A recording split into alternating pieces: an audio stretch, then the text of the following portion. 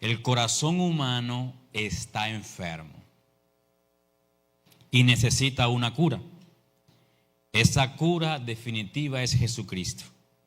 Solo la medicina de su gracia y la asistencia del Espíritu Santo puede remediar este problema. Todos los seres humanos, sin excepción, tenemos una enfermedad. Una que ni la medicina más avanzada, ni los médicos más estudiados y con los mejores títulos de las mejores universidades del mundo, ni siquiera pueden apaciguar o remediar o curar o controlar. Esa enfermedad es el pecado. El pecado habita tu corazón. El pecado habita tu mente. El pecado habita tus pensamientos. Es una enfermedad que necesita una cura. En efecto, todos nacimos con una naturaleza pecaminosa. Y quizás sea esa una correcta interpretación y explicación del por qué tienes una tendencia recurrente a pecar. Pero no basta con saber que tú naciste con esa naturaleza, que estás caído, que tu corazón es perverso, que tu corazón se inclina a desobedecer lo malo. Es necesario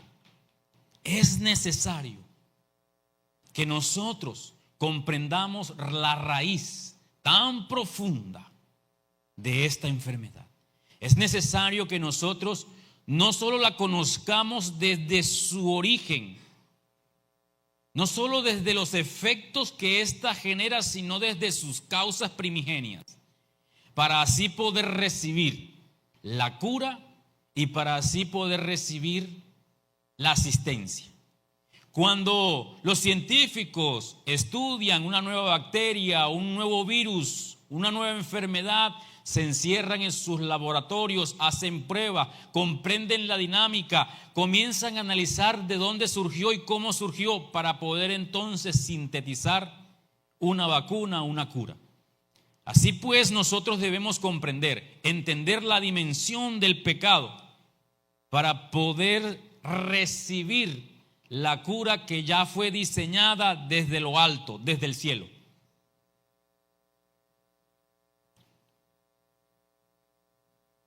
Es necesario que nosotros comprendamos su origen, porque no podemos quedarnos tan solo en el hecho de que como nacimos con una naturaleza pecaminosa, entonces vamos a pecar.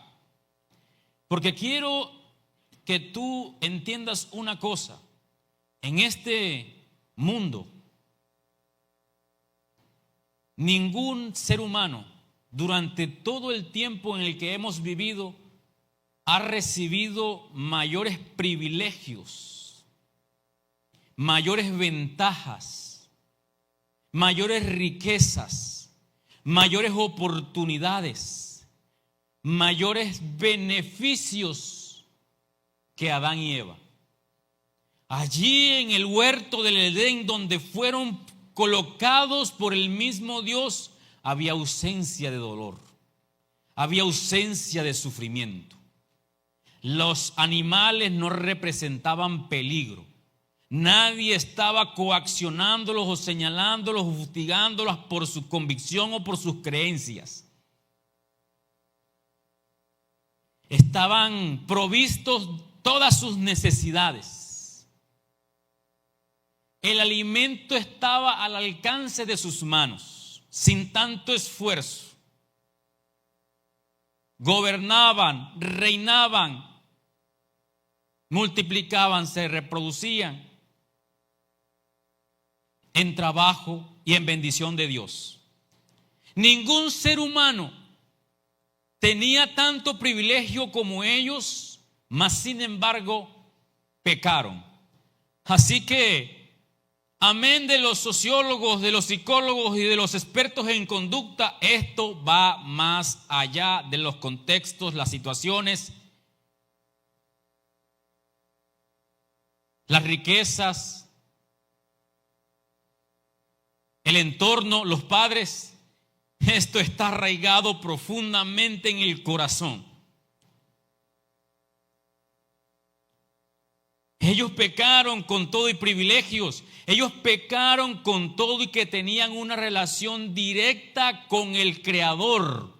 Podían acercarse a Él sin temor a ser eliminados por su santidad y presencia. ¡Qué gran privilegio! ¿Cuántos de nosotros no quisiéramos tenerlo? Yo quisiera ver cara a cara a mi Cristo sin miedo a que eso me devaste. Su santidad, su hermosura, su bondad.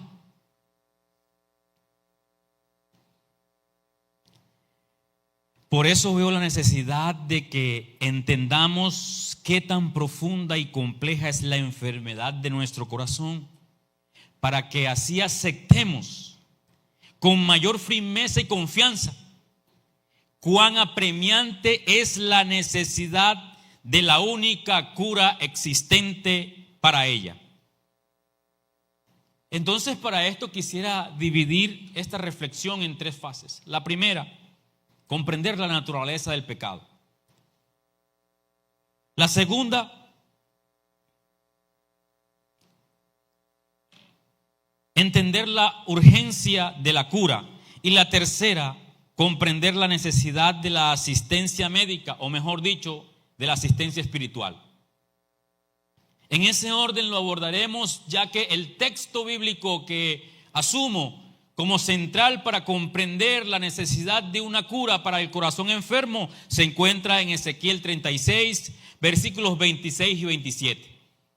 Y que este texto bíblico hermoso, poderoso, precioso,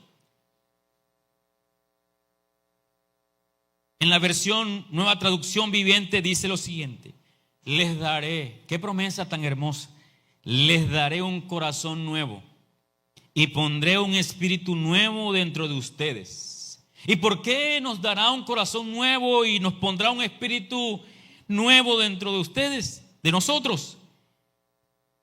Porque les quitaré este terco corazón de piedra, ese corazón enfermo, y les daré un corazón tierno y receptivo. Pondré mi espíritu en ustedes para que sigan mis decretos y se aseguren de obedecer mis ordenanzas. Este texto es tan maravilloso, que en todas las fuentes encontradas, todas las fuentes masoréticas, los rollos del Mal Muerto, la Septuaginta e incluso fuentes de judíos apartados coinciden en el texto tal cual como está transmitido. No hay diferencia entre una versión y otra. Dios ha prometido. Es decir, la fe judio-cristiana acepta claramente la promesa de que Dios ha de darnos un corazón nuevo como una cura para el corazón enfermo, y también ha de darnos una asistencia a través de su Santo Espíritu. Por eso es que primero necesitamos comprender la naturaleza del pecado, porque a través de comprender la naturaleza del pecado comprenderemos la dimensión de la cura y la asistencia. Cuando alguien padece una enfermedad, el médico va a su casa o el enfermo va del médico, recibe una medicina y unos controles. Dios, bueno y maravilloso, poderoso y fiel, bondadoso, te da la medicina y asiste tu vida. En cuanto a la naturaleza del pecado, como lo dije antes, debemos analizar la enfermedad antes que sus síntomas, su origen, la causa común al pecado de la humanidad, al problema de la humanidad. Así fue en el Edén, con tantos privilegios, con tantas bellas razones para obedecer a Dios, el ser humano decide desobedecerlo. Ahora, para entender esto, tengamos presente que según Génesis 1, 26, 27, el hombre fue creado bajo la imago Dei. El hombre fue creado a imagen y semejanza de Dios. Y como lo he dicho en otras oportunidades y lo ha compartido nuestro pastor, eso significa que Dios, de su liberalidad, de su bondad, de su amor, decidió compartir con nosotros atributos que le pertenecían a Él.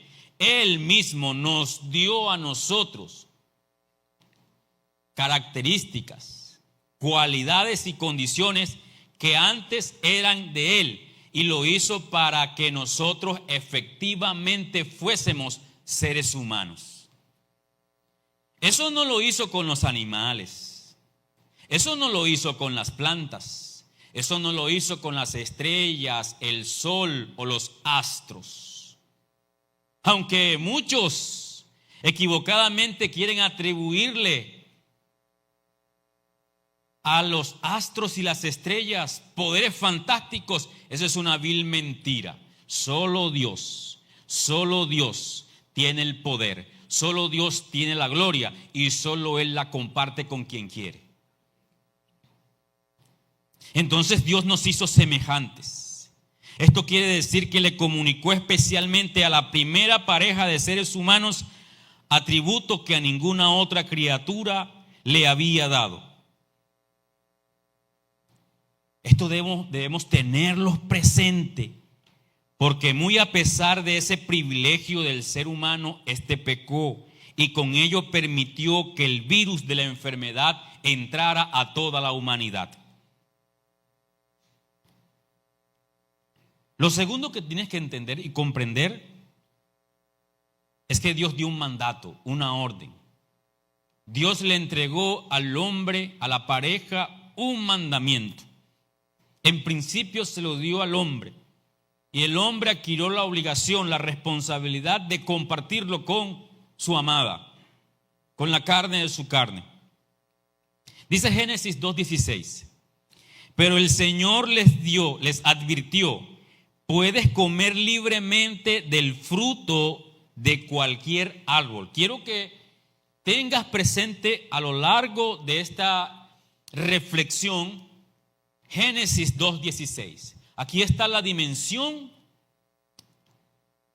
del mandamiento. Dice, pero el Señor Dios le advirtió. ¿A quién le advirtió? Al hombre. Puedes comer libremente del fruto de cualquier árbol del huerto, excepto del árbol del conocimiento del bien y del mal. Si comes de su fruto, sin duda morirás. Esto es importante tenerlo presente, porque ahora vamos a diseccionar, vamos a abrir la bacteria, el virus, para poder entender cómo sucedieron las cosas. Y lo primero que comprendemos es que allí en Génesis 3, versículo 1, hay una pregunta sugestiva, muy sugestiva. Una pregunta que lleva una intención, un veneno, un anzuelo, una trampa, tendida claramente por la serpiente astuta más que el hombre. Y dice entonces Génesis 3:1, de veras Dios les dijo que no se debe comer del fruto de ninguno de los árboles del huerto. Mira eso, acabo de leerte Génesis 2:16. Acabo de decirte qué es lo que dice Génesis 2:16. Y la serpiente empieza preguntando, ¿de veras Dios les dijo que no debe comer del fruto de ninguno de los árboles del huerto? ¿De ninguno de los árboles del huerto? Es obvio que la pregunta contiene una contradicción con el mandato original de Dios. Pero eso, ¿sabes qué? No es un detalle inofensivo. Eso no es una narrativa para decorar allí el paso a paso del pecado. Eso está allí para enseñarnos a nosotros cuán profunda es la artimaña de Satanás, de la serpiente, de la tentación del pecado, para que tú caigas en sus redes. Su pregunta tiene la intención directa de que la mujer se abrume con tres aspectos. La primera, cuestionar el mandato. La segunda, sembrar duda en su corazón. Y la tercera, generar la necesidad de una respuesta, de interactuar. La mujer y sobre todo el hombre pudo bloquear completamente cualquier conversación con ese ser despreciable. Mas sin embargo no lo hizo. ¿Allí está el problema? No, allí no está el problema. Muy a pesar de lo que muchos dicen. Las conversaciones innecesarias, etcétera. Eso es banal. Hay una raíz más profunda.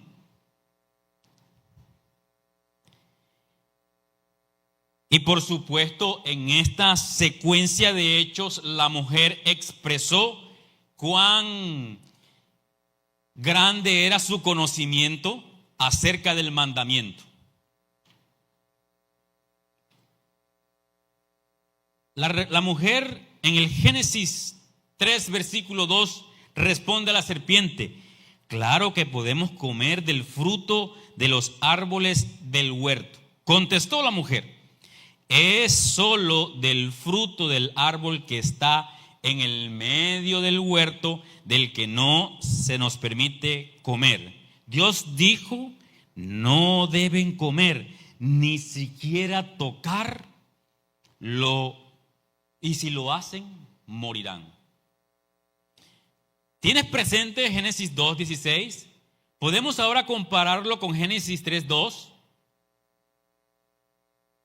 La respuesta de la mujer contiene tres errores: por omisión, por sustitución y por añadidura. Es decir, la mujer omitió decir que era específicamente el árbol del conocimiento del bien y del mal. La mujer sustituyó el árbol del conocimiento del bien y el mal por el árbol de la vida, que era el que estaba en el centro del huerto. Y la mujer añadió un acto a la prohibición: tocar. La original, el mandato original dice: no comerás. Pero la mujer dice: ni siquiera lo tocarás. Eso no es inofensivo. Siempre ten presente que cuando la Biblia da detalles acerca de una situación, algo nos quiere transmitir, algo nos quiere enseñar, algo nos puede abrir los ojos para comprender la verdad. Y sabes algo, efectivamente allí hay esa intención. La serpiente conocía la naturaleza de la creación. La serpiente sabía en qué condiciones y bajo qué características y cualidades Dios había creado al hombre y a la mujer. ¿Quieres que lo pongamos entonces en contexto? ¿No es esta la pregunta que hoy nos hace la serpiente, verdad? La serpiente hoy no nos viene a nosotros a preguntar: ¿y Dios sí te deja comer del fruto del huerto? No es esa la pregunta que nos hace hoy la serpiente, ¿cierto? ¿Cuáles son las preguntas que nos hace la serpiente en nuestro contexto para poner en duda nuestras convicciones, el fundamento de nuestra fe? Preguntas como esta: ¿en serio la Biblia dice que no puedes tener relaciones sexuales con ninguna mujer u hombre? ¿Eso dice la Biblia? La Biblia dice que el placer sexual es bueno, pero dentro del matrimonio. Y la pregunta que te acabo de hacer omite detalles del mandamiento. ¿De verdad tu Dios te dice que para entrar a su reino debes renunciar a todas las riquezas? Esa es una pregunta que te hace el mundo hoy. ¿Qué egoísta es tu Dios? Pero siendo el amor de Dios tan infinito, ¿no te permite identificarte como mujer siendo biológicamente un hombre? ¿Acaso Dios no te acepta tal cual como eres? Esa es una pregunta que te hace el mundo hoy. Pero si Dios sabe que ese hijo no lo deseaste, no lo planificaste, y Él sabe que tú eres un irresponsable, una mujer descarada que no va a tener las condiciones para criarlo bien, te va a dejar tenerlo. Esas preguntas abren la puerta de tu corazón para sustituir, para omitir, para añadir al mandato de Dios. Nadie puede en este mundo decir que no ha recibido la instrucción, sea creyente o no creyente. El evangelio, la palabra de Dios se difunde a diario y por todos los medios.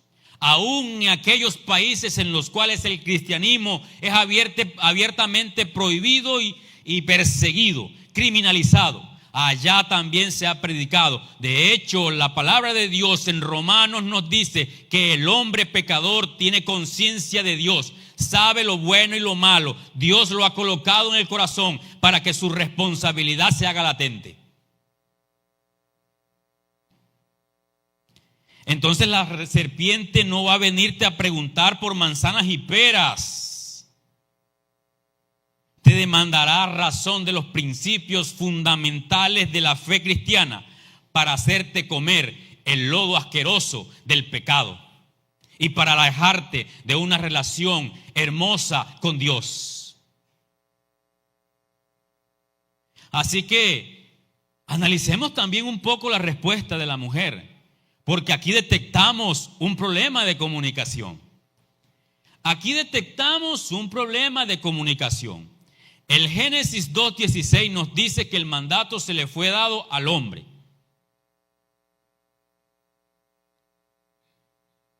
Lo cual implica una responsabilidad directa del hombre de transmitírselo a la mujer, a su costilla, a su carne, a su ayuda idónea, como dicen algunos, que se traduce ese versículo.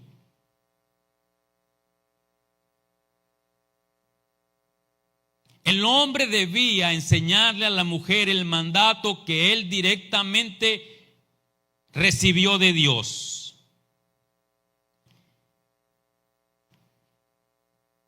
Pero la mujer respondió a la serpiente de una manera inadecuada, equivocada.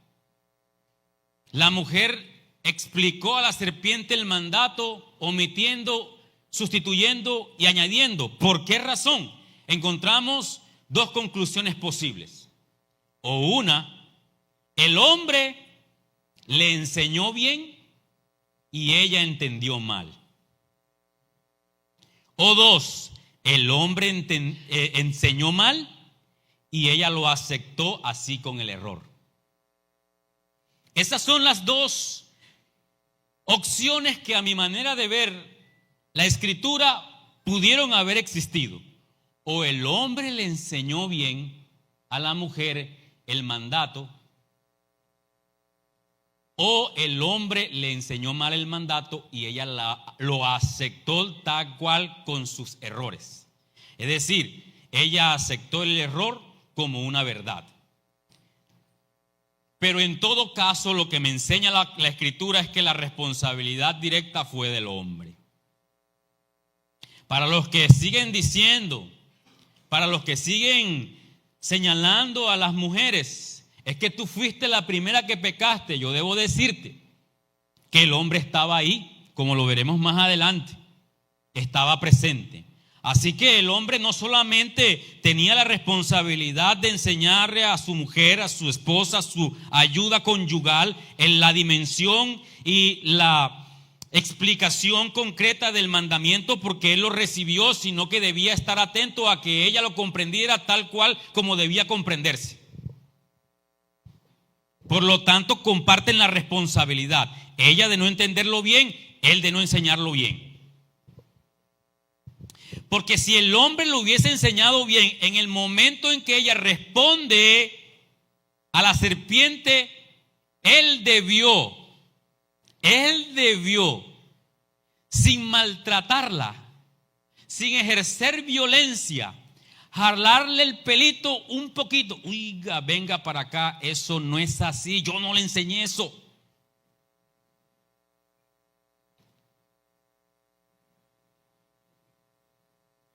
¿Por qué?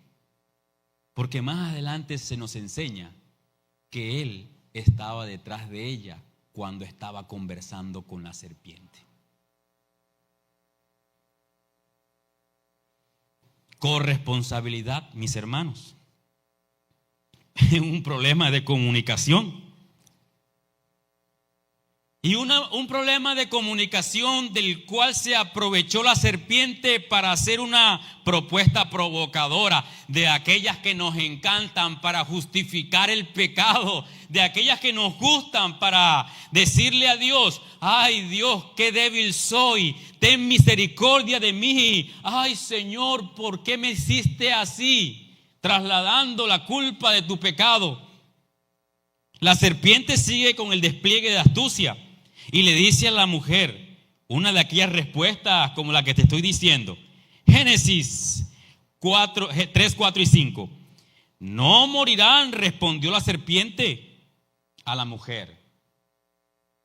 Dios sabe que en cuanto coman del fruto, se les abrirán los ojos y serán como Dios, con el conocimiento del bien y del mal. La mañosa serpiente tergiversa la consecuencia del pecado y promueve y promete un nuevo resultado, señalando a Dios de egoísta y mezquino, porque Dios escondió el privilegio de ser como Él al comer el árbol del fruto del bien y del mal y atarlo a una consecuencia nefasta como era la muerte.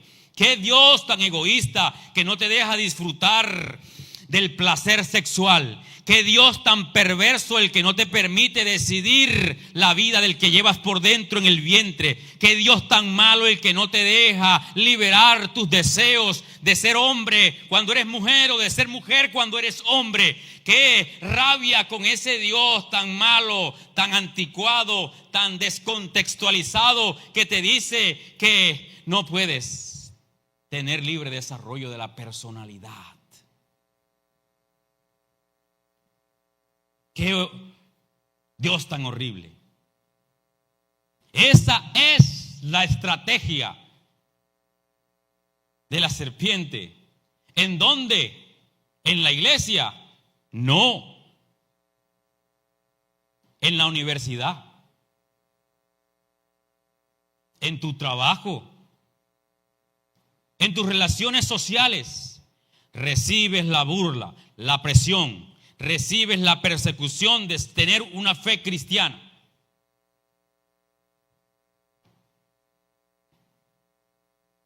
¿Sabes qué le prometía la serpiente a esa pareja de hombre y mujer?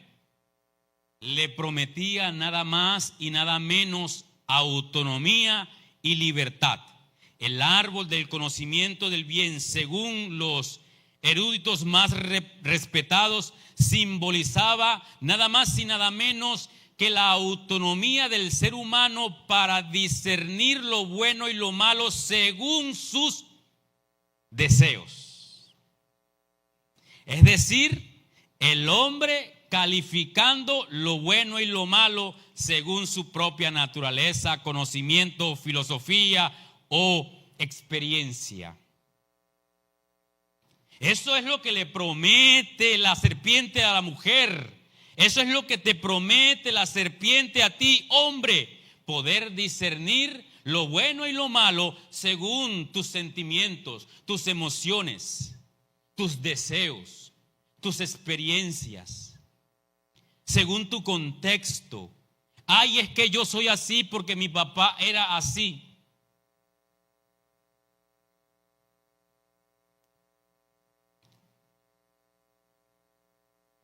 Te voy a decir algo.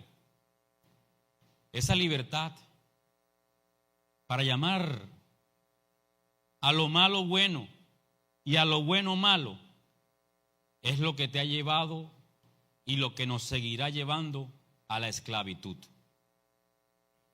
Esa libertad que prometió la serpiente encarceló al hombre por siempre.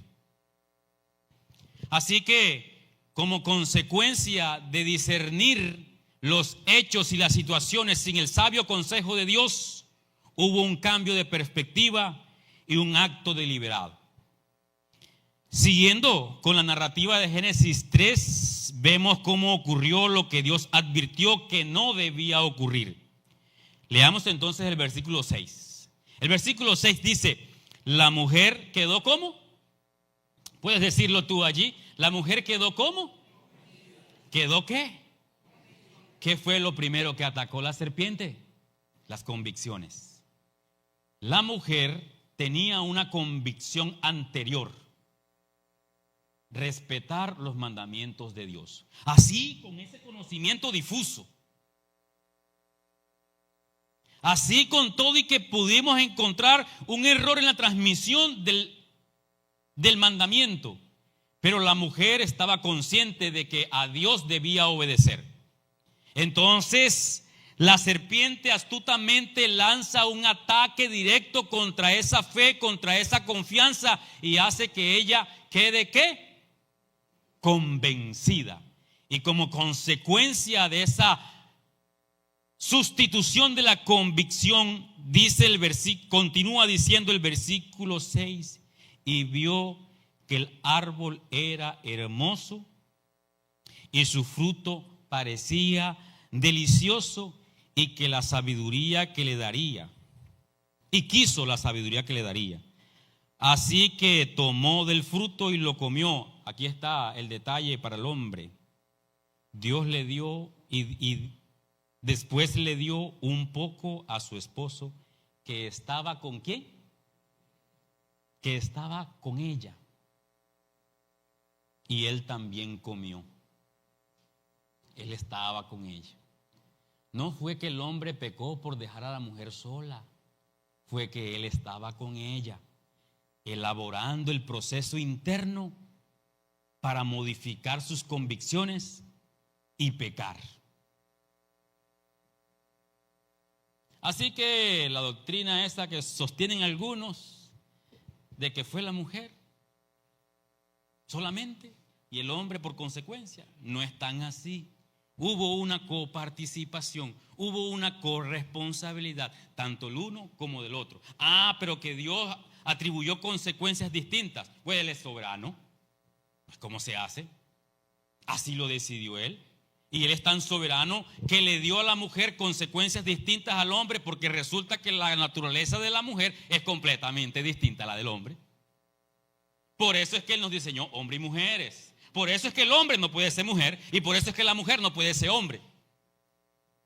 Yo estoy atacando mucho esa ideología.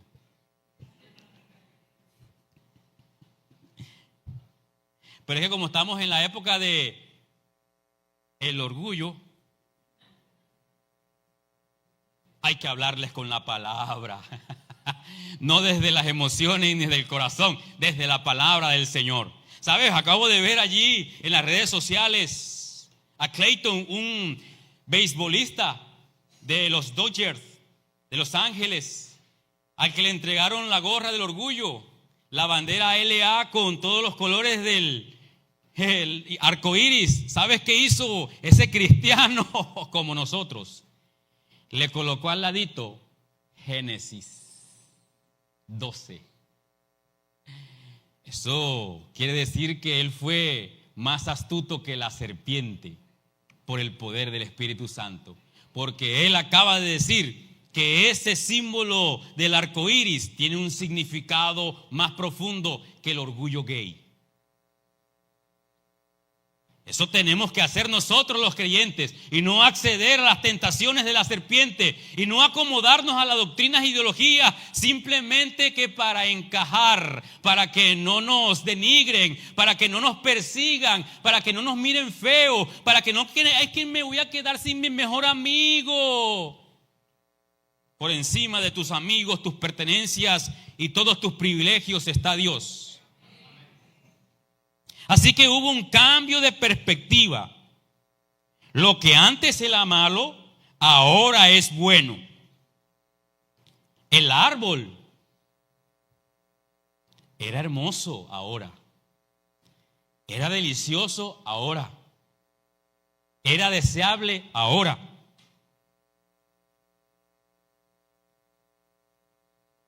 ¿Por qué? Porque cuando cambian tus convicciones, cambian tus perspectivas. Cuando tu fe es trastocada, cuando tu fe es dañada por las astucias de la serpiente, ya tú no ves las cosas igual. Ya no lo ves conforme al sabio consejo de Dios. Ya no lo ves conforme a la instrucción y el mandamiento. Ya eso te va a parecer anticuado. Ya eso te va a parecer desechable. Ya vas a asumir una ética situacional. Ya vas a decir que es que este mundo de ahora exige que nos comportemos de una manera porque la fe se reserva para la casa, para el interior. Pero allá afuera podemos ser sincretistas. Podemos aceptar toda suerte de posiciones, de ideologías y de creencias porque hay que crecer, porque hay que prosperar, porque hay que ser aceptados, porque hay que ganar privilegios. Y no es así. Esta vida es tan pasajera que tú mañana no sabes si estarás aquí. Mañana no sabremos cuál es nuestro destino.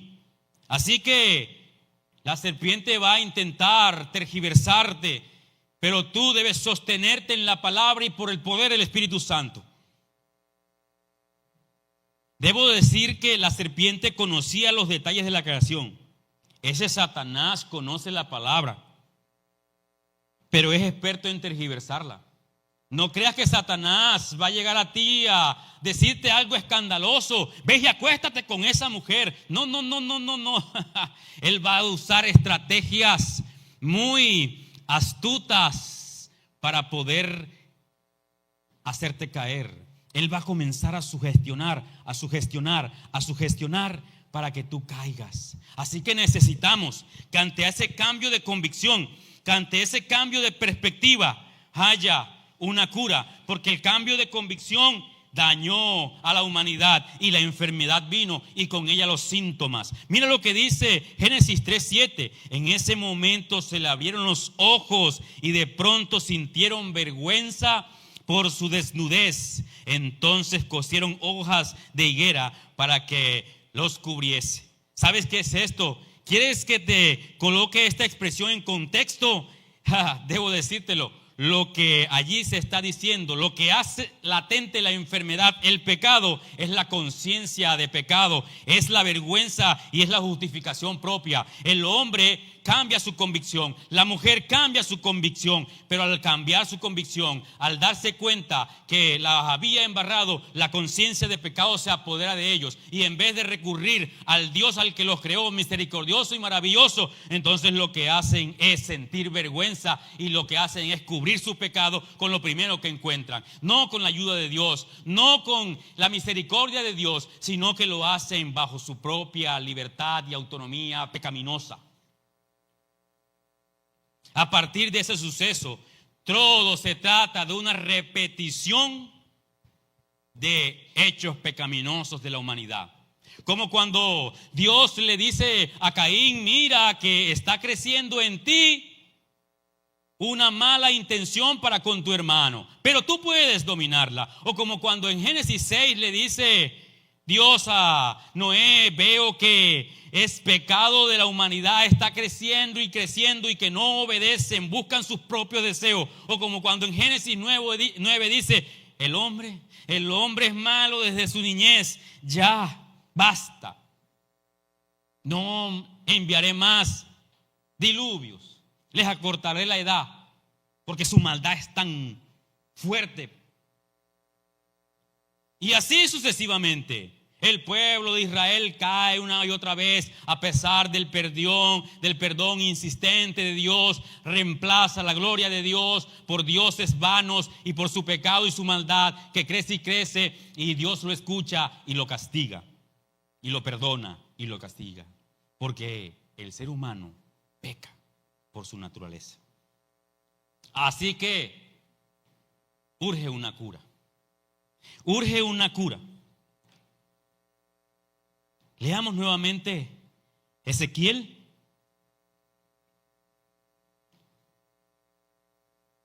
¿Puedes leerlo conmigo? Y allí está condensado este gran privilegio que Dios nos da. La cura está allí. Les daré un corazón nuevo y pondré un espíritu nuevo dentro de ustedes. Les quitaré ese terco corazón, ese corazón enfermo de piedra, y les daré un corazón tierno y receptivo. Pondré mi espíritu en ustedes para que sigan mis decretos y se aseguren de obedecer mis ordenanzas. Allí está la cura, mis hermanos. Allí está la necesidad de un curador.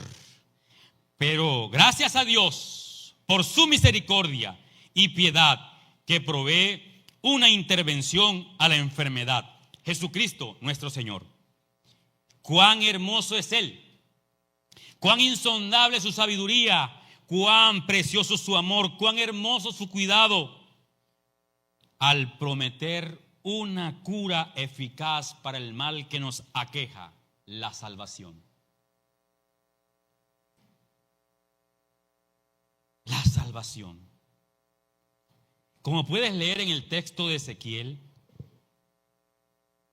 no solamente contiene el diagnóstico de un corazón enfermo, el corazón de carne, sino que también contiene la respuesta de Dios ante ese corazón enfermo, un nuevo corazón. Quitar ese corazón de piedra para reemplazarlo por un corazón sensible y receptivo a la palabra de Dios. Aquí sabes de qué estoy hablando, de la regeneración. Y ahora quiero invitarte, amigo,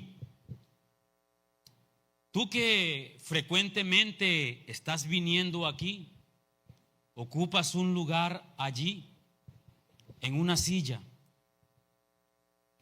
Tú que te deleitas y te causa emoción la palabra de Dios, o las enseñanzas y reflexiones que compartimos nosotros aquí, especialmente del pastor Marvin. Tú que vienes frecuentemente y recibes esto que te compartimos como una más de las opciones que hay en esta vida. Quiero decirte que la única cura para ti, que la única cura para tu problema es Jesucristo.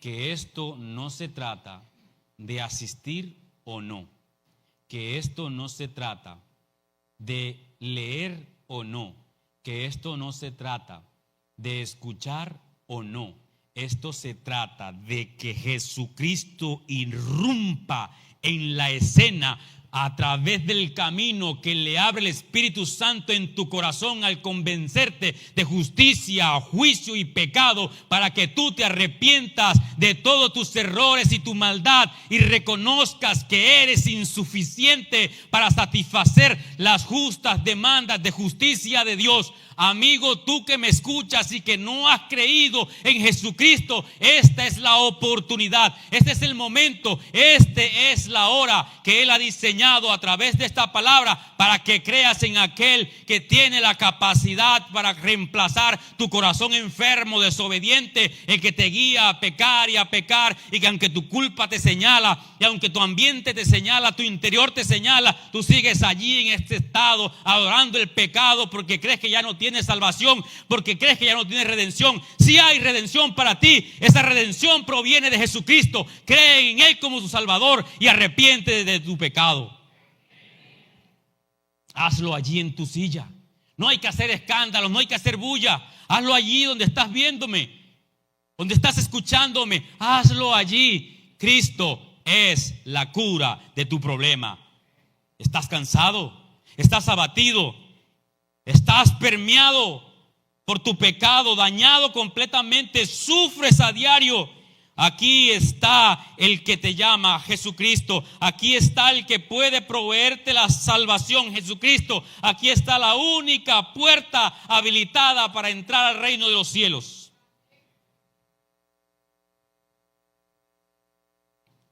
Hermano, tú que has creído, necesitas un nuevo espíritu. Y quiero ser muy enfático en esto, porque nos alivianamos como lo hizo Adán y Eva. Nos relajamos en nuestras convicciones morales y nuestra fe cristiana y le damos paso al enemigo. Entonces hoy no oro porque estoy cansado. Entonces hoy no practico el devocional porque es que qué cosa que hoy no siento, no deseo, no me emociona, no me toca, no me erizo. Eso no es de erizarse, eso no es de emocionarse. Eso es de mantener convicciones aferradas a la palabra de Dios. Así que necesitas la asistencia. Necesitas la asistencia del Espíritu Santo. La promesa de poner dentro de ustedes mi espíritu señala una transformación radical. No solo cambio de conducta, no solo valoraciones morales. Es más allá. Es una nueva naturaleza capacitada, habilitada por Dios para obedecerle.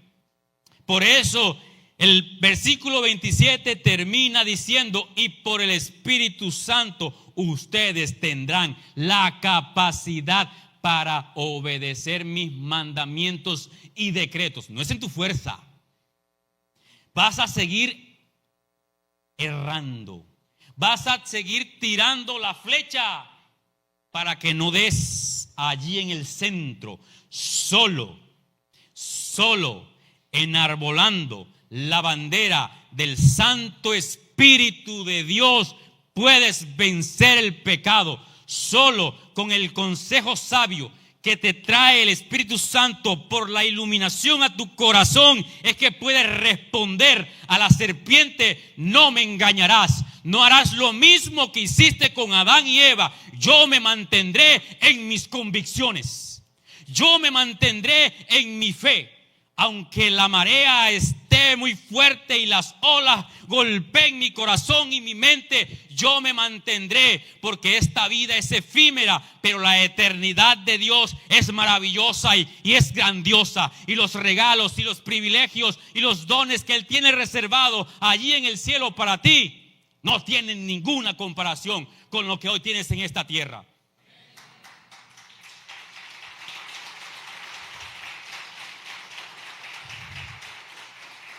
Mi hermano, tú escuchaste bien. Estás asistido por el Espíritu Santo. Estás asistido por el Espíritu Santo. No necesitas motivación, no necesitas decláralo y confiésalo, no necesitas decrétalo, no necesitas fuego, chispa y humo. Lo que necesitas es acudir al sabio consejo de Dios con la ayuda del Espíritu Santo para poder vencer. Cristo venció, tú vencerás. Gloria al Señor. Bueno es Él por siempre y para siempre. Acude al Espíritu Santo. Acude a su palabra. Ya basta. No te dejes convencer de este mundo. No dejes que la semilla de esa naturaleza pecaminosa brote de nuevo para hacerte desviar. Has sido salvo. Has sido aceptado por Cristo Jesús. Hónralo a Él y solo a Él. Direcciona, enfoca tu mirada al Dios de los cielos, el que te ha salvado. Oremos.